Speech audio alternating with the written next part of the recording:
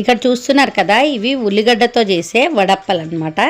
మా అమ్మ వాళ్ళ ఇంటికి వెళ్తే ఏ పండగ వచ్చినా సరే స్పెషల్గా బ్రేక్ఫాస్ట్కి ఇవే చేస్తుంది మా అమ్మ. మా పిల్లలకైతే చాలా ఇష్టము.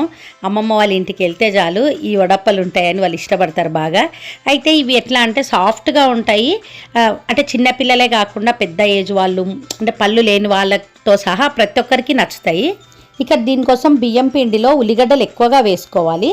తర్వాత జీలకర్ర, పసుపు, కారం పొడి, ఉప్పు, ఇంకా నువ్వులు వేసుకోవాలి. కరివేపాకు సన్నగా కట్ చేసుకున్నది. ఇంకా వేడి నీళ్ళతో ఈ పిండి తడుపుకుంటే వడప్పలు బాగా వస్తాయి. ఇక్కడ శనగపప్పుని నీళ్ళల్లో నానబెట్టుకోవాలి ఒక 10 నిమిషాలు, అది వేసుకోవాలి. అది వీడియోలో స్కిప్ అయింది.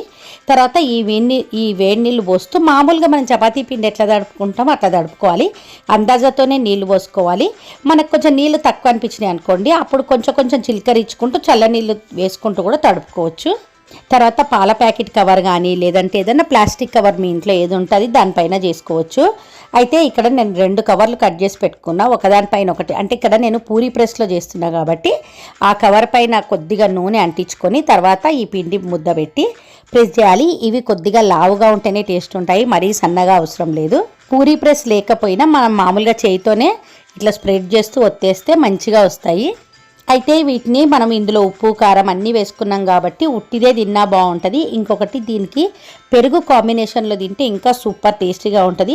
మీలో ఎంతమందికి తెలిసి ఈ వడపలు మాకు కామెంట్ చేయండి. ఇంకా ఇట్లానే సొరకాయ అంటే అనపకాయ వేసుకొని కూడా చేసుకుంటారు. ఆ ఫుల్ వీడియో చూడాలనుకుంటే మన ఛానల్ నేమ్ కింద ఫుల్ వీడియో లింక్ ఇస్తాను, ఒకసారి చెక్ చేయండి.